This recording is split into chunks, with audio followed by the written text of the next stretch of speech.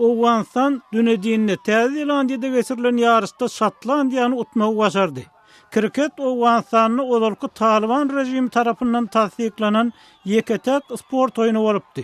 Emma ol hakykatda Owganistan'da 2001-nji ýyla çenli, ýagny Pakistandaky bosgun lagerlerinde kriket tälimini alan oýunçylardan milli komanda düzülýänçe ýokdy diýilse de bolar.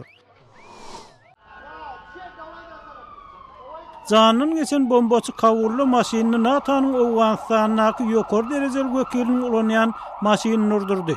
Türk eskerini we sürjüni öldüren hüjümüň jogapkärçiligini Taliban öz üstüne aldy.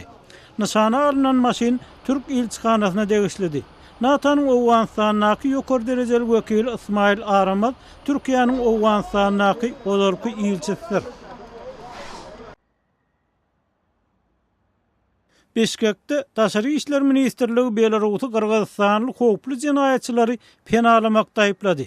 Bu aýplama Kyrgyz jinayet ketdesi Almanbet Anapiýaýew Minskde öl tapylandan bir hepde soň bildirildi.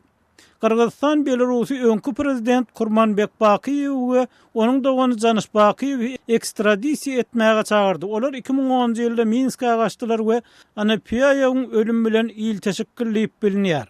Siz täzelikler bilen tanyş boldunuz.